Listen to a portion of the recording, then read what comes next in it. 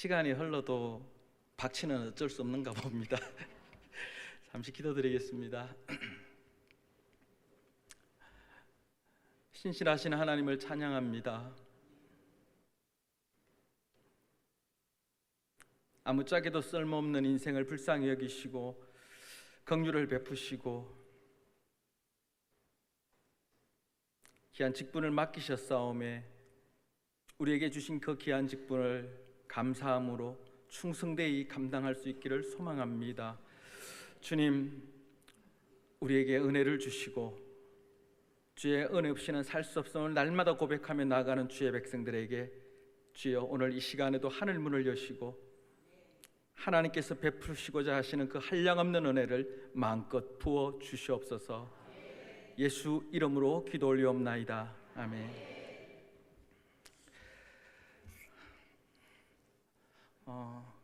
복장이 시원하죠?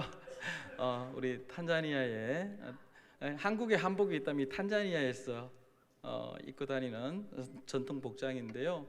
탄자니아 사람들도 요즘은 이렇게 굳이 이렇게 입고 다니진 않습니다. 제가 그냥 한번 여러분 저 이런 데서 삽니다 라는 거 보여드리려고 그렇게 입고 한번 나왔습니다. 혹시 복장 때문에 마음이 불편하신 분들은 또 너그러이 양해를 부탁드리겠습니다. 오늘 저는 너희가 먹을 것을 주라는 말씀으로 같이 말씀을 좀 나눴으면 좋겠어요. 오병이어의 이 표적 사건은 우리가 교회 다니시는 분들은 누구나 잘 알고 있는 그런 본문이고 또 내용이기도 합니다. 오늘 저는 이 본문의 말씀을 가지고 하나님께서 제게 주신 그 은혜를 여러분들과 함께 나누면서 우리 같이 하나님 앞에 또 예배자로 세워지기를 소망합니다. 오늘 본문 말씀 우리가 누가복음 9장 10절부터 17절까지 읽었는데요. 이 본문의 내용을 이렇게 이해하려면요 9장 1절로 또 넘어가 보면 예수께서 12제자를 불러 모으사 모든 귀신을 제어하며 병을 고치는 능력과 권위를 주시고 하나님의 나라를 전파하며 앓는 자를 고치게 하려고 내보내시며 이렇게 이야기하고 있습니다. 쉽게 말해서 지금 예수님의 제자들은요 예수님으로부터 모든 귀신을 제어하며 병을 고치는 능력과 권위를 얻어서 그래서 곳곳에 가서 하나님 나라를 선포하며 병든 자를 치유하며 귀신을 제어하는 그런 자신들의 능력 밖의 일들을 감당하고 돌아온 시간입니다. 그래서 6절에 보면 제자들이 나가 각 마을에 두루 다니며 곳곳에 복음을 전하며 병을 고치더라. 이렇게 놀라운 경험을 하게 되지요. 그리고 이제 주님 앞에 돌아옵니다. 그리고 10절 11절에 보니 사도들이 돌아와서 예수님께 예수님 우리가 보잘것없는 사람이었지만 주님께서 주신 그 힘과 능력으로 각 성과 촌에 두루 다니면서 복음을 선포하고 병든 자를 낫게 하며 귀신 들린 자를 제어했습니다. 이 놀라운 일을 우리가 경험했어요. 이것을 계속 예수님께 지금 이야기를 드리는 거예요. 이 본문의 내용을 마가복음 6장에 가보면 예수님께서 제자들이 그렇게 끊임없이 말하는 것을 보면서 제자들에게 야 너희들 밥도 먹지 못하고 너무 이렇게 너희들이 무리하는구나. 자 우리 조용한 데 가서 좀 쉬면서 계속 너희들에게 역사하셨던 하나님의 능력을 같이 나누어 보자꾸나 이렇게 이야기를 해요. 그래서 오늘 벳세다에 가게 된 원인은 예수님께서 능력을 행했던 그 제자들 주의 능력을 경험하고 행했던 제자들에게 좀 힘을 주기 위해서 데리고 벳세다라는 골로 가게 되셨던 거예요. 그런데 문제는 뭐냐 하면 오늘 벳세다로 힘을 얻기 위해 갔었는데 많은 사람들이 따라왔다고 누가복음 9장 11절에는 이야기하고 있죠. 무리가 알고 따라왔거늘 예수께서 그들을 영접하사 하나님 나라의 일을 이야기하시며 병 고칠 자들은 고치시더라. 쉽게 말해서 힘을 얻기 위해 갔던 그들에게 또 많은 무리들이 예수님과 제자들을 따라오게 되었다는 것입니다.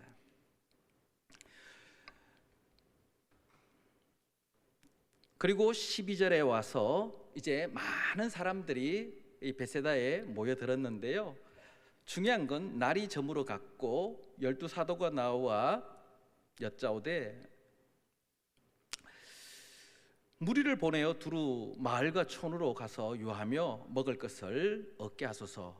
우리가 있는 여기는 빈들이니이다. 이렇게 고백을 합니다. 쉽게 말해서 지금 우리가 주님과 함께 이 베세다 광야에서 우리가 주님으로부터 치유를 받고 말씀을 듣고 교제를 나누었던 건 참 좋지만 주님, 날이 저물어 가고 있습니다. 그리고 누가 보다시피 이곳은 빈들입니다. 쉽게 말하여서 지금 날은 저물어 가고 먹을 거리는 없는데 사람들은 지금 먹어야 되고 이런 상황 속에 놓여 있습니다. 그게 지금 우리의 현실이에요. 이렇게 고백을 합니다. 물론 요한복음에 보면 이 사건을 좀 더 세밀하게 언급하고 있습니다. 요한복음 6장을 보니까 예수님께서 빌립에게 말씀하십니다. 이 사람들에게 먹을 걸 줘야 되는데 어떻게 하면 좋겠냐고 그렇게 말씀을 합니다. 그리고 또 빌립은 이 사람들에게 200데나리온의 떡이 준비되어도 좀 부족할 것 같습니다 라고 할 정도로 많은 사람들이 있어요, 이렇게 이야기를 하죠. 그런데 요한복음 6장에 보면 예수님께서 빌립을 시험하고자 하심이라 그렇게 기록을 하고 있어요. 제가 왜 이렇게 요한복음과 마가복음, 누가복음을 왔다 갔다 하냐면 이 사건을 좀 더 세밀하게 보시라고 그렇게 지금 왔다 갔다 하는 겁니다. 자, 예수님께서 빌립을 시험하고자 하심이라 이렇게 말씀을 하셨는데, 자, 여기서 우리가 먼저 짚고 갈 게 첫 번째가 날이 저물어 가더라 그리고 빈들이었다 이 말씀이에요. 지금 베세다 광야에 있던 사람들은 날이 저물어감을 지금 경험하게 되었습니다. 이제 서서히 밤이 되어가고 있어요. 그리고 빈들입니다. 누군가의 도움을 받고 싶어도 받을 수 없는 상황. 그리고 날이 저물어가서 어디 마땅히 유할 곳이 없는 그런 상황이었습니다. 오늘 베세다 광야에 모여있던 그 많은 군중들의 모습이 흡사 오늘 살아가는 우리의 모습이기도 합니다. 왜냐하니까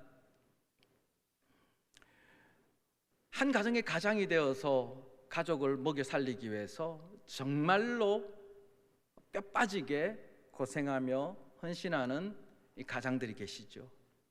정말로 굴곡이 심한 대한민국의 이 역사 속에서 한 가정의 가장으로서의 그 무게를 감당하기는 쉽지 않았을 겁니다. 어머니들도 마찬가지죠. 어머니들도 정말로 꿈 많은 그 청춘이 있었을 것이고 부모님께 사랑받으면서 그 이름 석자를 불리면서 그렇게 살아왔다가 어느 순간부터 내 이름 석자는 사라져버리고 누구 엄마, 누구 댁 이렇게 불리면서 어느 순간 거울을 보니 옛적의 내 모습은 사라지고 지금의 쭈글쭈글한 내 모습만 보이더라는 거죠. 물론 자녀들이 장성하면 결혼하여 새롭게 가정을 꾸리는 것이 당연하지만 어느 순간 돌아보았더니 그렇게 애쓰며 그렇게 가족들을 세워가기 위해 헌신하였던 지금 돌아보니 주변에 아무도 남아있지 않는 그런 현실 앞에 우리는 놓여 있습니다. 외로울 수밖에 없고 우울할 수밖에 없고 누구 하나 속 시원하게 말할 때도 잘 없는 것 같아요.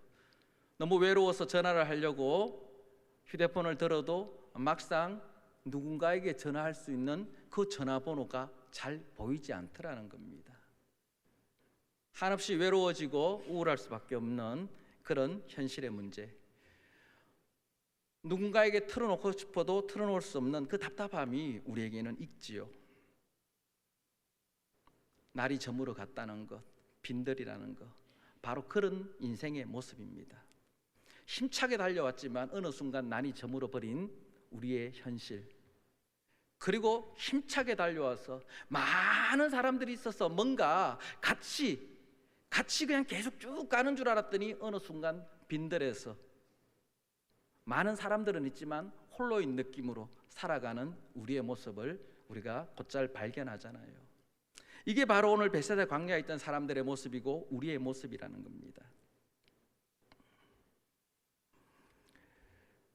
그런 상황 속에서 예수님께서 오늘 너희들이 먹을 것을 주라 이렇게 말씀하셔요. 한번 생각해 보셔요. 주님, 지금 제 처한 상황을 주님이 아시잖아요. 지금 날이 저물어 가는 인생입니다. 내가 지금 빈들에 있습니다. 지금 내 손에 있는 것은 떡 5덩어리와 물고기 2마리 밖에 없습니다. 그런데 이 많은 사람들에게 어떻게 먹을 것을 줄 수 있겠습니까? 주님, 제 사정을 아시면서도 왜 그렇게 말씀하시는 거죠? 지금 그렇게 예수의 제자들이 말할 수밖에 없는 상황에 놓여 있게 되었다는 것입니다. 그런데 저는 여기서 이 상황 속에 예수님께서 너희가 먹을 것을 주라 이렇게 말씀하시는 이 장면에서 요한복음의 6장에 보면 새 번역본에는 이렇게 표현해 놨어요. 예수님께서는 자기가 하실 일을 잘 알고 계셨습니다. 그리고 예수님께서는 빌립을 시험해 보시고자 그렇게 말씀하신 것입니다. 이렇게 이야기하고 있어요.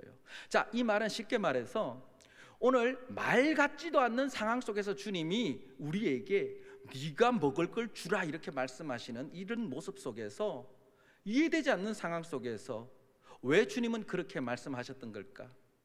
우리는 쉽게 이런 상황에 처하면 내가 이 문제를 처리하란 말이야? 나에게 이 문제를 해결하라고 주님이 지금 이렇게 말씀하시는 걸까? 아니에요. 본문 어디에도 예수님께서 제자들에게 이 문제를 해결하기를 원하시는 장면은 나오지 않아요. 왜냐하면 오늘 주님께서 이 본문 속에서 우리에게 가르쳐 주시고 싶은 것은 너희들이 없는 거 다 알고 계시는데 이렇게 말씀하셨을 때는 요한복음 6장에 보니까 예수께서는 빌립을 시험해 보고자 하심이라. 쉽게 말해서 주님께서 원하시는 것은 말도 되지 않는 상황 속에서 우리에게 요구하시는 것은 문제 해결이 아니었다는 거예요. 주님이 원하시는 건 뭐다? 바로 믿음이라는 거예요. 주님이 우리에게 정말 원하는 건 우리의 믿음이에요. 우리의 손에 뭐가 들려있는지 주님은 이미 알고 계셔요. 그것으로 이 많은 사람들을 먹일 수 없다는 것을 주님은 알고 계신다는 거죠. 그런데 주님께서 너희들이 먹을 것을 주라 이렇게 표현하셨을 때에는 주님의 다른 숨겨진 의도가 있었다는 것이죠. 그게 뭐냐? 바로 믿음을 보기를 원하신다는 사실입니다. 오늘 우리 인생 속에 위기 상황 속에서 주님이 말 같지도 않는 말씀을 하신다면 바로 그때가 우리에게 믿음을 고백하는 기회인 줄 믿습니다. 제가 한국에 오니까 많은 분들이, 만나는 분들이 막 맛있는 것을 많이 사주셔요. 먹다 보니까 배가 너무 부르더라고요. 배가 부르다 보니까 막 바지 입을 때도 막 숨이 콱콱 막히더라고요. 제가 그때 다시 한번 느꼈습니다. 야, 꽉 찬 게 좋은 게 아니구나. 뭔가 조금 부족해야지 옷 입을 때도 편하고 양말 신을 때도 편하고 부족할 때 편하더라고요. 사도 바울은 고백합니다. 내가 약할 그때 곧 그때가 주님의 강함이 드러나는 시간이라고요.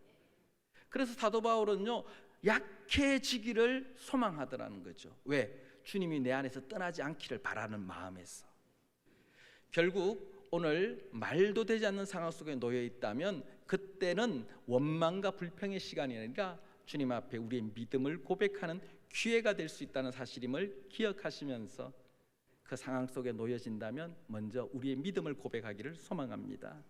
자, 그러면 도대체 믿음이란 뭘까요? 믿음에 대한 정의를 여러 곳에서 내릴 수 있지만 히브리서 11장 6절을 보면 이렇게 고백합니다. 믿음이 없이는 하나님을 기쁘시게 하지 못하나니. 믿음이 없이는 하나님을 기쁘시게 하지 못한다고 합니다. 결국 믿음이 있어야 하나님의 기쁨이 될 수 있는 거지요.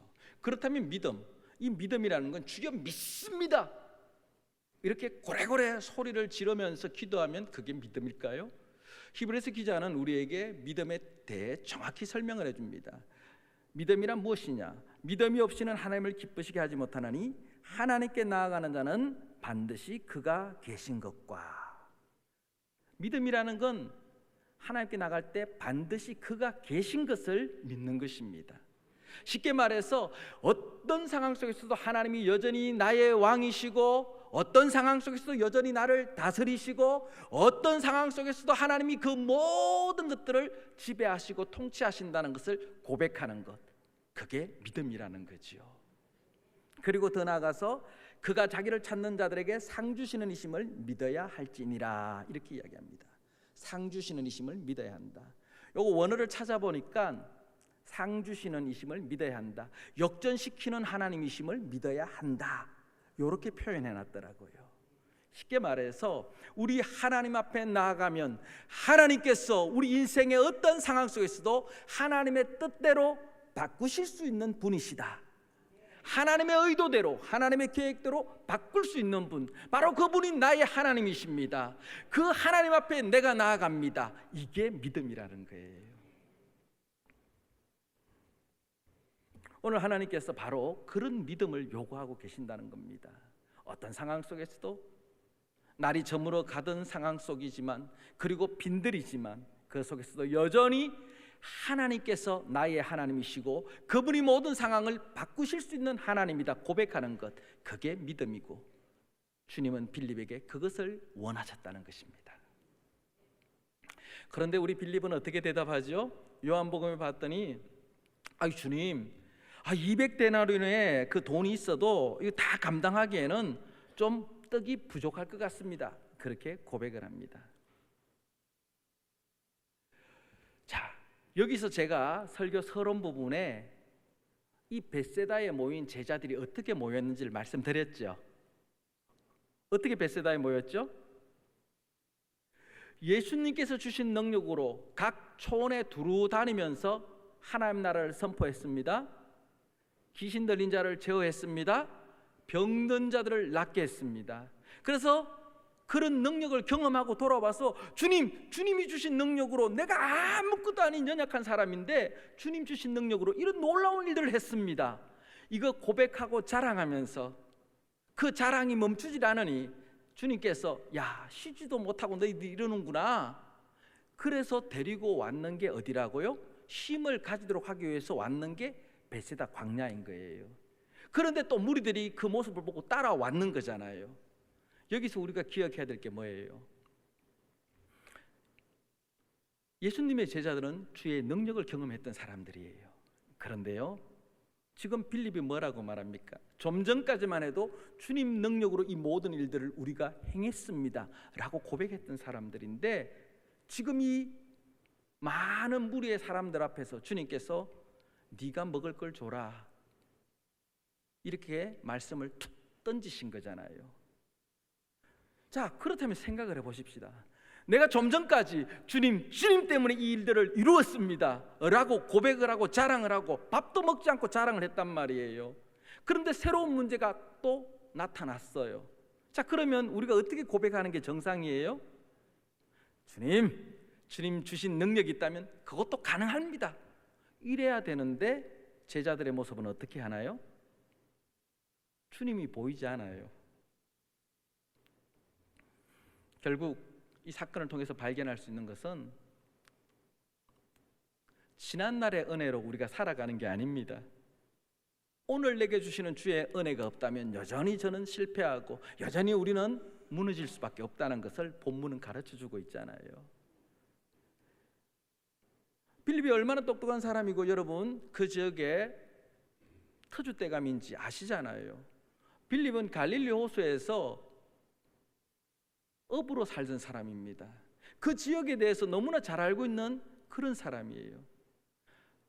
빌립은 얼마나 눈치도 빠르든지 주님께서 너희가 먹을 것을 주라 말씀하실 때 벌써 하면 몇 명 정도 나오는지 계산이 딱 되던 사람이잖아요. 참 지혜로운 사람처럼 보입니다. 그러나 정작 그가 놓친 게 뭐예요? 좀 전까지 자랑했던 그 예수님을 계산에 넣지 못했다는 거예요. 오늘 우리 인생에 내 손에 든 것만 바라보면서 예수님을 계산해서 빼버리는 그런 어리석은 우를 범하지 않기를 소망합니다.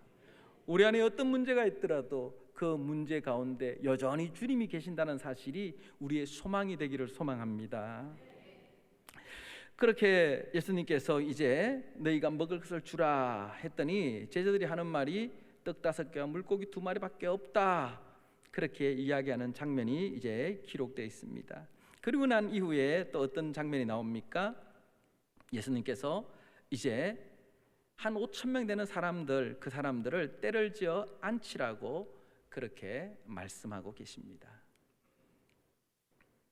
때를 지어 앉히라는 이 모습을 보면서 왜 주님께서 때를 지어 앉으라고 했을까 여러 가지 생각도 해보았는데요. 여러분, 우리는 날이 저물고 빈들이 되었을 때 배고픔을 느꼈겠죠. 그 많은 무리들이요. 그런데 중요한 것은 그 배고픈 사람들이 한둘이 아니었다는 거예요. 50명씩 때를 지어 앉을 만큼 그들은 모두 어려움 속에 같이 직면해 있었다는 이야기예요. 제가 드리고 싶은 말씀의 요지는 그겁니다. 오늘 우리가 짧은 인생을 살아가면서 여러 가지 환난을 당하고 여러 가지 어려움을 분명히 만날 것이에요. 그러나 그 환난과 어려움이 나 혼자만 겪는 아픔이 아니라는 사실입니다. 그 광야에는요, 모든 사람들이 때를 지어 앉아서 주님의 뭔가를 기다리고 있었다는 사실입니다.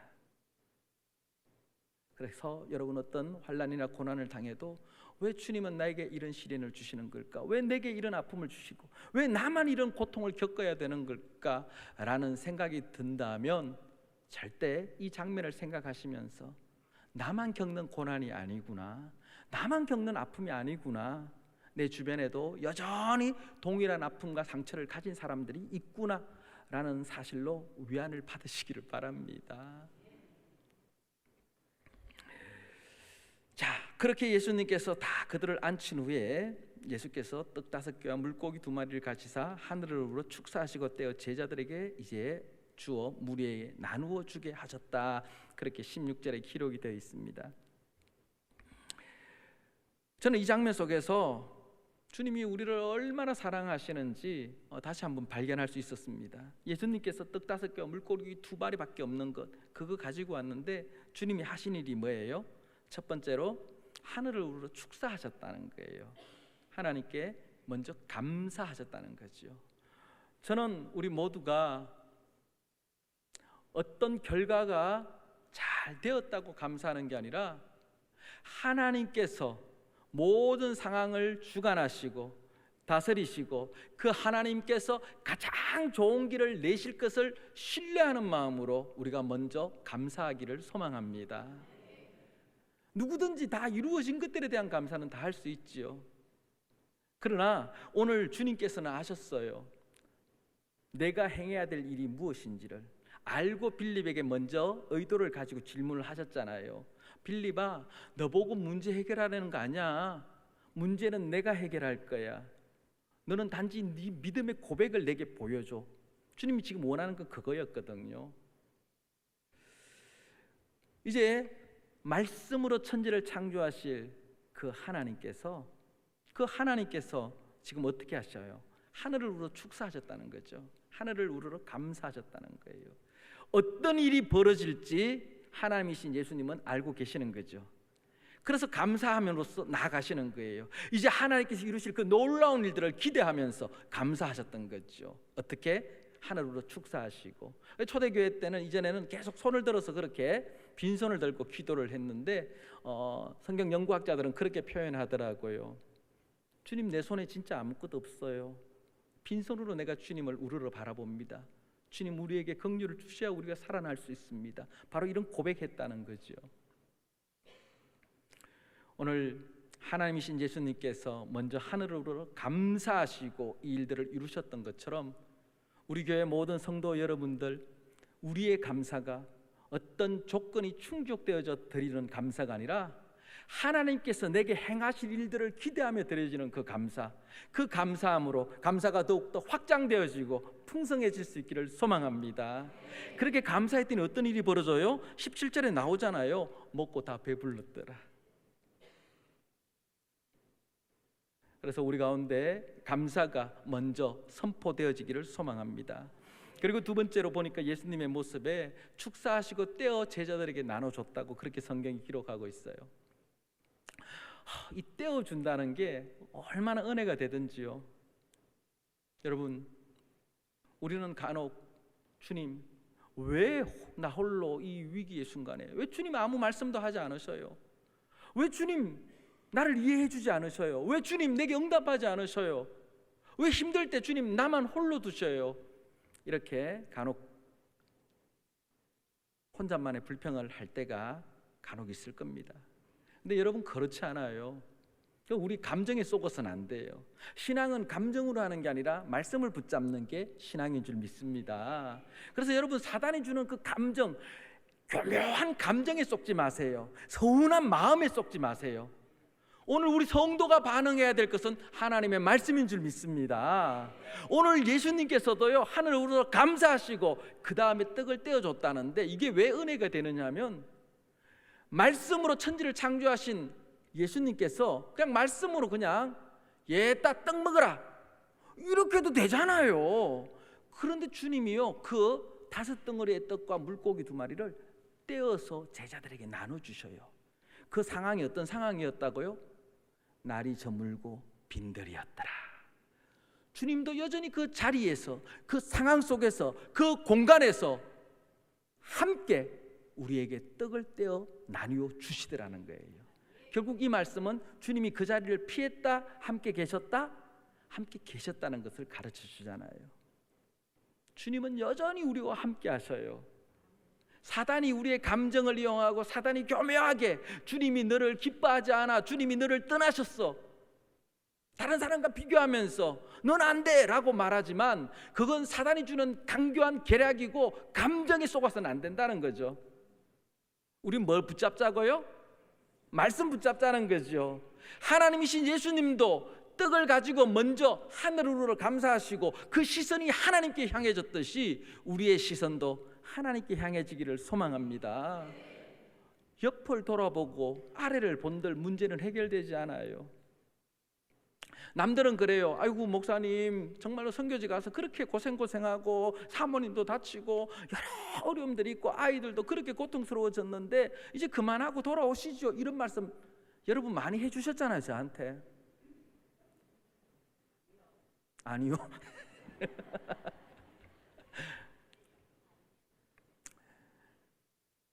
그럴 때마다 저도 고민합니다. 정말 이게 그냥 동네 아주머니들이 말씀하시는 것도 아니고 기도하시는 분들이 그렇게 자꾸 말씀하시니 내가 잘못된 선택을 했던 걸까? 내가 잘못된 판단을 한 걸까? 이런 생각도 간혹 들기도 했습니다. 그런데 여러분 어떻게 해요? 결국 하나님께서 주시는 마음은 계속해서 그 땅에 붙잡혀 있더라는 거예요. 저는 우리 마사이들이요, 우리 탄자니아 내에서도 사람들이 물이 없다 보니까 씻지도 못하고 이래서 냄새가 되게 많이 나요. 탄자니아에 가서 딱 신방을 가면요, 물이 귀하다 보니까 이런 어떤 물잔 이런 것도 제대로 씻지를 못해요. 그러니까 그냥 다 씻었는 것도 놔뒀다가 또 먹고 거기다 또 헹구어서 또 쓱 닦아서 또 주고 이러거든요. 제가 뭐든지 잘 먹지만은 저도 힘들어요 사실.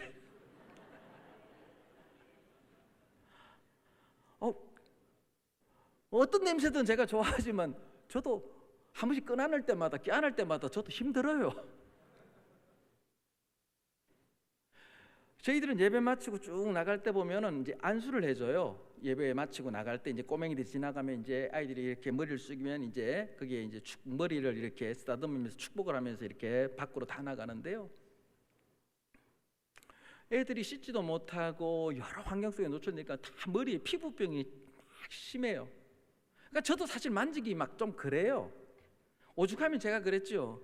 저희 아내에게 여보 한국에다 부탁해서 피부병 약을 엄청 구해와서 이게 그냥 약을 바르면 또 그 탄자니아 법에 또 걸려요. 외국인들이 이렇게 하는 것 자체가. 그래서 제가 용서하고 들으십시오. 내가 이 치유의 은사가 없으니 피부병 약을 사가 막 손에 엄청 발라두고 애들 할 때 안수하는 척하면서 축축축 발라줄까? 그러면 일석이조가 아닐까? 나는 능력 있는 종이 되고 약 그냥 발라주니까 법에 저촉도 안 되고. 사실 제가 그런 생각까지 해봤습니다. 내가 드리고 싶은 말씀의 요지가 뭐냐면요, 이건 웃자고 하는 소리지만 주님께서 정말로 그 자리에 여전히 함께 하시면서 그 일들을 이루어 가시더라는 거죠. 제가 제 상황을 가지고 어떻게 제가 거기에서 그들과 함께 남아서 오늘까지 올 수 있었겠습니까? 사실 인간적으로 보면 불가능한 일이죠. 여러분이 제 모습을 아시잖아요. 지금 보세요. 얼마나 얼굴에 살이 올라서 지금 통통하잖아요.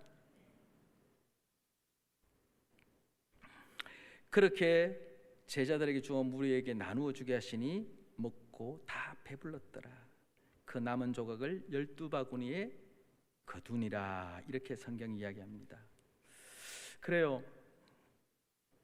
오늘 그렇게 먹고 다 배부른 역사가 주님께서 축사하시고 떼어줬더니 넘치도록 먹는, 원대로 먹는 역사가 일어났습니다.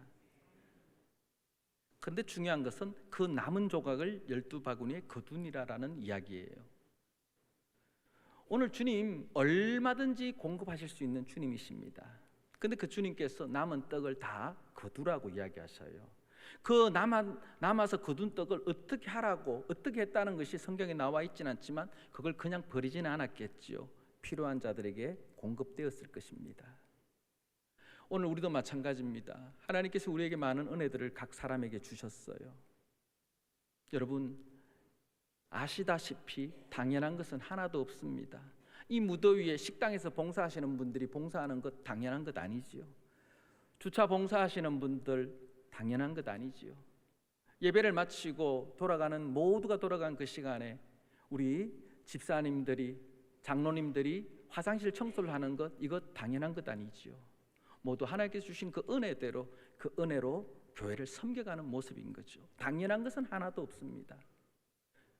오늘 여러분들의 그 수고와 헌신, 이거 당연한 것 하나도 없는 것 맞습니다. 그런데 어느 순간부터 우리에게 주어진 은혜를 당연하게 여기고 남아있는 은혜를 그냥 갖다 버리는데 아무 거리낌이 없다는 거예요. 소중하게 여기지 못하는 그 마음, 잘못된 마음이죠. 오늘 주님께서 그 남은 조각을 12바구니에 거두라고 말씀하셨던 것처럼 오늘 우리 인생 속에 내게 주어진 은혜를 그냥 허투루 쓰지 않기를 소망합니다. 하나님께서 여러분에게 주신 그 은혜를 바구니에 다시 담으세요. 이거 뭐 쓸모 있는가? 내 재능이 어디 쓸모 있을까? 아니에요. 주님이 주신 그 재능이 교회를 위해 헌신되어지고 이웃들을 향해 쓰여질 때 복되고 아름답게 세워질 줄 믿습니다. 제가 이제 딱 2개가 남았는데요, 짧게 하겠습니다. 오늘 이 장면을 통해서 발견할 수 있는 게 또 한 가지 있어요. 그게 뭐냐면 시선이라는 거예요. 시선. 우리는 우리의 시선을 하나님께 향하는 건 참 잘해요. 주님도 오병이어를 가지고 먼저 하늘을 우러 축사하시고 감사하셨다고 하잖아요. 하늘을 바라보는 것. 우리는 이것에 초점을 맞춥니다.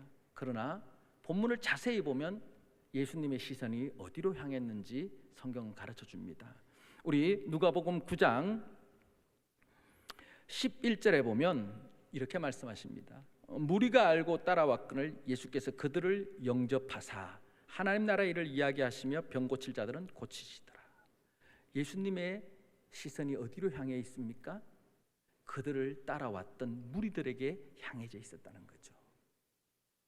오늘 우리 상목의 모든 성도 여러분들의 시선이 하나님을 향한 건 잘 돼 있어요. 땅을 향한 것, 그것도 물론 잘하고 계셔요.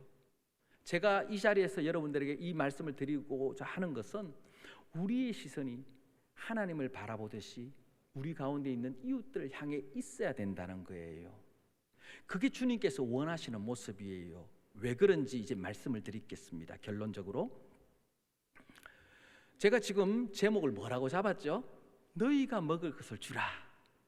어떤 분들은 지금 아마 이렇게도 생각하시고 계시는 분 계시겠죠. 야, 선교사님이 와서 선교 헌금을 뜯어가려고 제목을 저렇게 잡았구나. 독해. 아시다시피 지금 저는 여러분들에게 선교 후원을 한마디도 요청하지 않았습니다.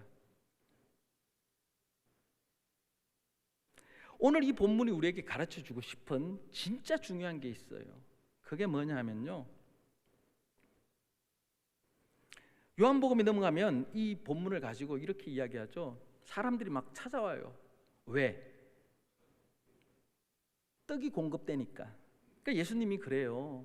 저 사람들이 나를 찾는 까닭은 표적 때문이 아니라 먹고 배부른 까닭이라고. 많은 사람들이 계속해서 임금을 막 삼으려고 예수님께 찾아옵니다. 그런데 예수님께서 잘못된 거라는 거죠. 그리고 그 자리를 피해버리셔요. 그러면서 예수님께서 썩을 양식을 위해 일하지 마라, 그렇게 말씀하시죠. 썩을 양식을 위해 일하지 말자. 그러자 사람들이 묻습니다. 주님, 그러면 하나님의 일이란 도대체 뭡니까? 썩을 양식을 위해 일하지 말았는데 그럼 도대체 하나님의 일은 뭡니까? 그렇게 질문을 하니까 예수님께서 요한복음 6장 29절에 이렇게 말씀하셔요. 예수께서 대답하여 이르시되 하나님께서 보내신 이를 믿는 것이 하나님의 일이니라. 하나님께서 보내신 이를 믿는 것이 하나님의 일이니라, 그렇게 말씀하셔요. 결국 예수 잘 믿는 게 하나님 일이라는 거죠. 이게 어떻게 해서 하나님의 일이 될 수 있습니까? 이제 예수님이 설명을 쭉 하셔요. 구약 시대 때 광야에 만나가 있었다면 이제 이 신약 시대에 예수님께서 베세다 광야에서 오병이의 기적을 일으키시잖아요. 떡을 주셨단 말이에요. 그런데 예수님께서 그 사건을 통해 빌립에게 질문도 던지고 제자들에게 질문도 던지면서 그들을 시험하신 까닭이 뭐냐 하면 예수님은 이제 진짜 본심을 표현하기 위함이었어요. 그 본심이 뭐예요? 요한복음 6장에 보면 이렇게 이야기하십니다. 요한복음 6장 32절에 내가 진실로 진실로 너희에게 이르노니 모세가 너희에게 하늘로부터 떡을 준 것이 아니라 내 아버지께서 너희에게 하늘로부터 참떡을 주시나니 하나님의 떡은 하늘에서 내려 세상에 생명을 주는 것이니라, 이렇게 말씀하셔요. 그러니까 진짜 떡이 있다는 거죠. 그 떡 말고 진짜 떡이 있다는 거예요. 그 떡이 뭐냐? 35절에 나는 생명의 떡이니 내게 오는 자는 결코 줄이지 아니할 터이요 나를 믿는 자는 영원히 목마르지 아니하리라, 이렇게 말씀하셔요. 그러니까 예수님께서 진짜 떡이 뭔지, 진짜 생수가 뭔지를 지금 말씀해 주고 있다는 것이죠. 결국 주님께서 이렇게 말씀하시면서 빌립이나 제자들에게 가르쳐 주시고 싶었던 게 뭐냐?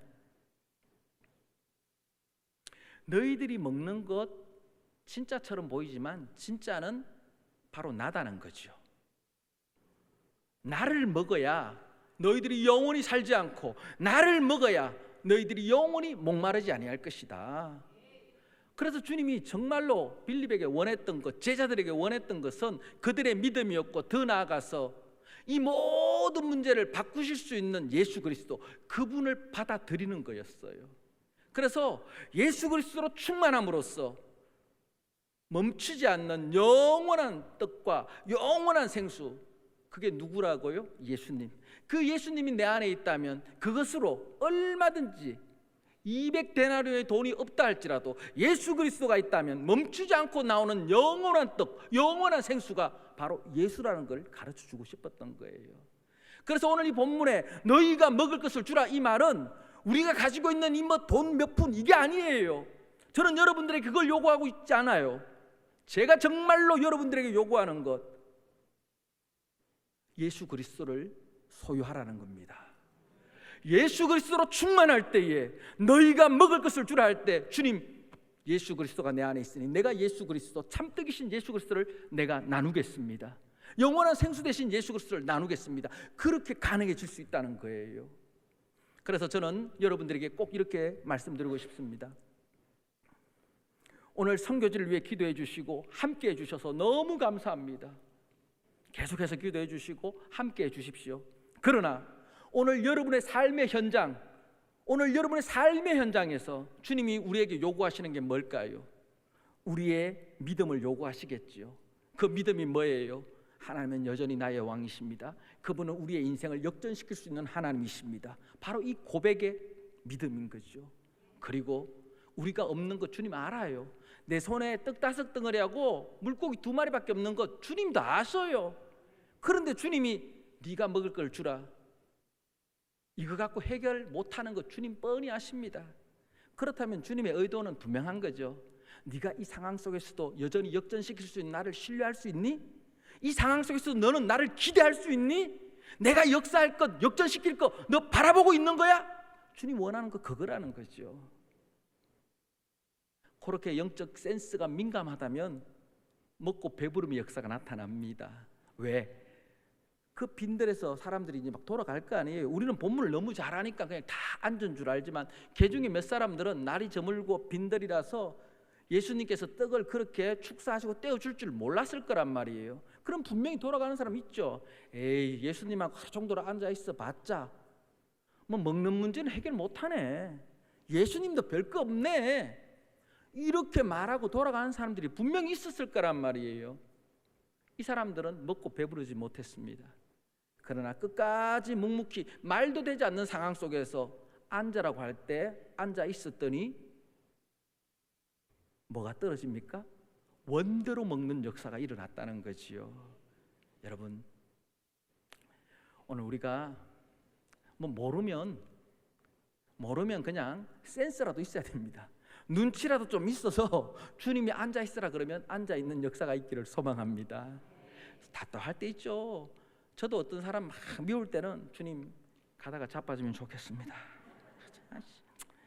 좀 자빠지고 좀 탄자니 음식 기름기가 많은데 좀 먹다가 좀 배탈이 났으면 좋겠습니다. 이런 사람이 왜 없겠어요? 근데 늘 기도하다 보면 주님이 제 편 들어주는 적이 없더라고요.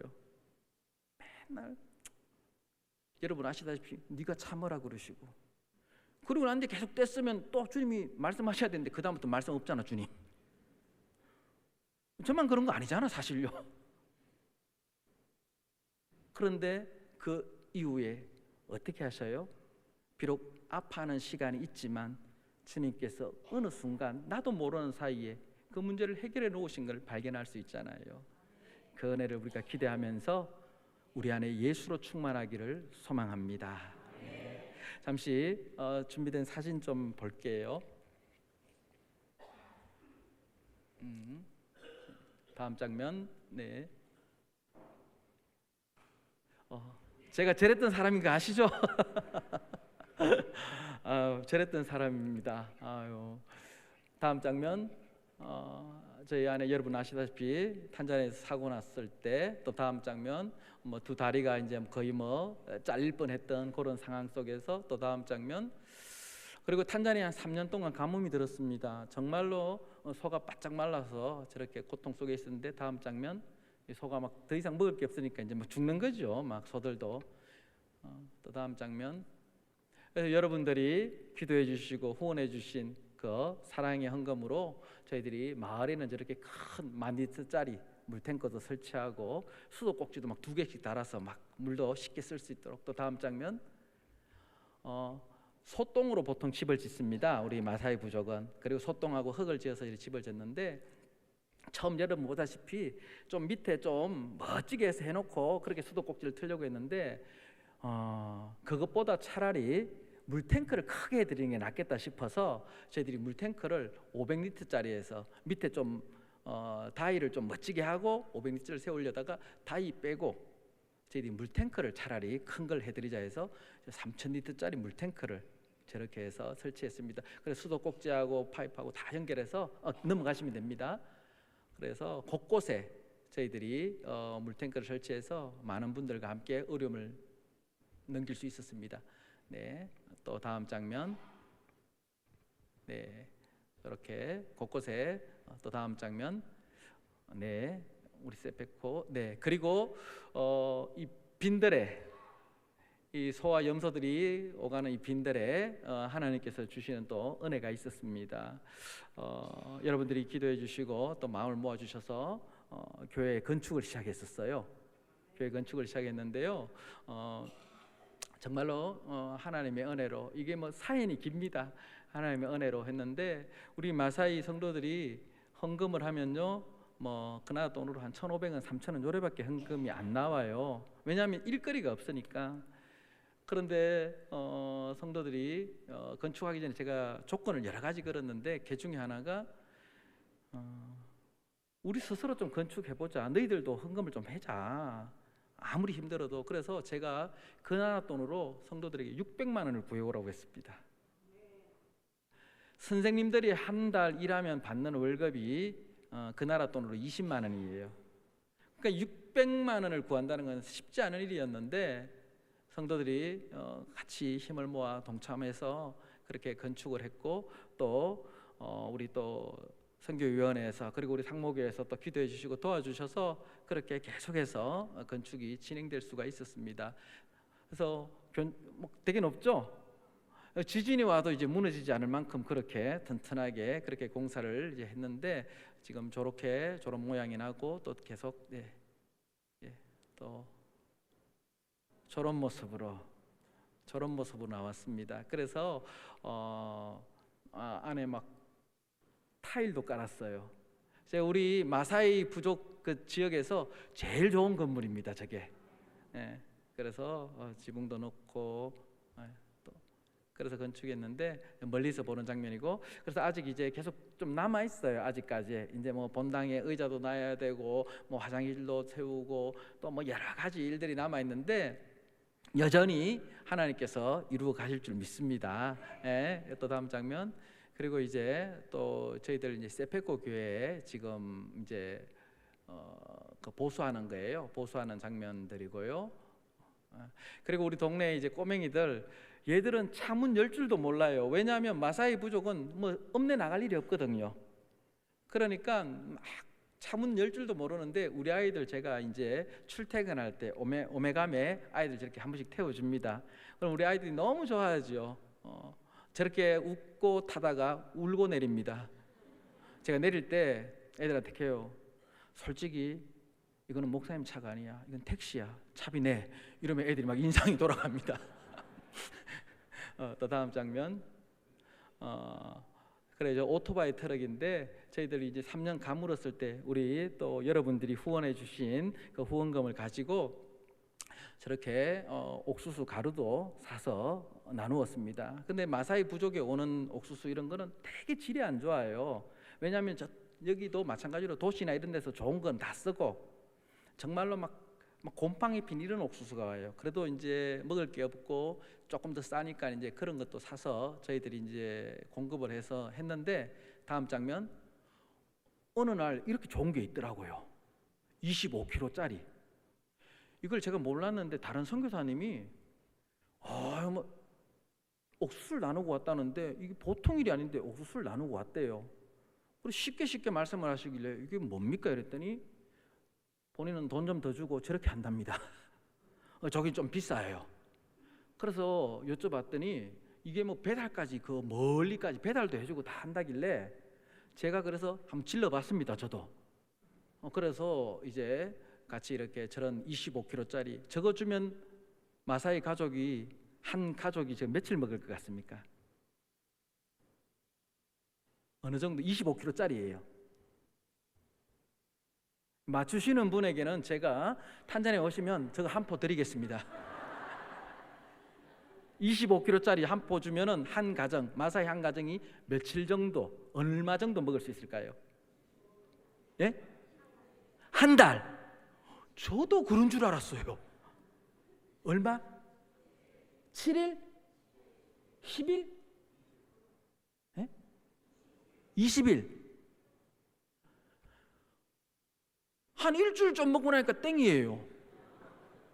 제가 그래서 막 화를 냈어요. 아니 이 비싼 거를 일주일 만에 어떻게 먹냐고. 다른 거 먹을 게 하나도 없어서 이걸로만 먹는데요. 충격이었죠. 이제 다음 장면. 마사이들은 모여 있는 거 좋아합니다. 그래서 우리 마사이 부족의 어른들하고 남자들 모여 있을 때 가서 이제 같이 또 예배 드리는 장면들. 또 다음 장면. 우리 교회 예배 모습이고요. 또 다음 장면. 이거는 이제 동네 부인들이 저희 교회에 이제 왔을 때 같이 동네에서 또 사진 찍은 거고요. 또 다음 장면. 이거는 이제 한국에서 뜻하지도 않게 전혀 모르는 분들이 유치원 원복을 보내주셨어요. 제가 우리 아이들 원복 입히는 게 소원이었는데 뜻하지 않게 원복을 보내주셔서 우리 아이들 저렇게 마사이 애들이지만 저래 놓으니까 마사이 안 같죠? 이 한국에 있는 유치원 애들하고 똑같아요. 얼마나 좋아하는지. 아유, 또 넘기세요. 여기 보면은 완전 뿅아리잖아요, 뿅아리. 이 노란색 추리닝을 보내주셨는데 와, 너무 좋더라고요. 유치원 올 때만 입고 오랬더니 매일 입고 다녀가 지금은 꼬질꼬질 막 시커매요. 지금은 저렇게 노랗지 않습니다. 다오디, 바보 다오디라는 애인데요, 제가 선교 편지에도 한번 썼던 적이 있어요. 동네 바보형으로 통하는 애인데 얼마 전에 죽었죠. 그냥 자고 일어났는데 그 다음에 거동을 못해서 엄마가 깨워봤더니 그냥 죽었어요. 그러니까 이유도 없이 그냥 자다가 그냥 죽고 막 그래요. 제가 그래서 장례도 벌삼에, 올해 들어와서도 벌삼에 한 4건, 근데 다 꼬맹이들이 많이 죽었거든요. 그래서 이 다오디도 그렇고, 이건 우리 전도사님 아들인데 어릴 때 사고가 나서 다쳤는데 병원을 못 가니까, 어릴 때는 몰랐는데 지금 10살인데 나이가 들수록 이 흉터가 더 심해지는 거예요. 그래서 제가 우리 전사님도 그렇고 얘가 학교에서 놀림도 받고 이러니까 제가 이제 같이 우리가 기도하는 게, 언젠가 기회가 되면 좀 누군가가 도와준다면 이 아이를 한번 한국에 데리고 와서 성형수술이라도 좀 시켜줬으면 좋겠다, 그런 마음으로 사실 사진을 조금 넣었습니다. 그래서 생각나실 때마다 좀 기도해 주십시오. 네, 또 다음 장면. 자, 우리 교회 애들입니다. 우리 레시라 교회 애들 모습이고요. 다 됐습니다. 이제 저희들 저렇게 살고 있습니다. 저렇게 살고 있는데요, 우리 친구들이 저렇게 웃을 수 있는 여러 가지 이유가 있지요. 첫 번째는 예수 그리스도가 그들의 소망이 되기 때문이고, 두 번째는 우리 교회에서 기도해 주시고 또 사랑으로 섬겨 주셔서, 또 선교위원회 중심으로 그렇게 다들 힘을 모아서 그렇게 격려해 주시고, 또 사실은 저희들 요새 인터넷 세상이라서 저희들도 인터넷을 통해서 금요 차례 때나 이렇게 보면은 담임 목사님이나 아니면 모든 기도해 주시는 장로님들, 집사님들이 선교지를 위해서 기도하는 거 저희들이 보면서 늘 뭉클할 때가 참 많습니다. 여러분들 함께 해주신 덕분인 줄 믿습니다. 이 모든 역사들이 멈추지 않고 계속 예수 그리스도를 선포함으로써 네가 먹을 걸 주라 할 때 그렇게 감당할 수 있는 우리 모두가 되기를 주의 이름으로 소망합니다.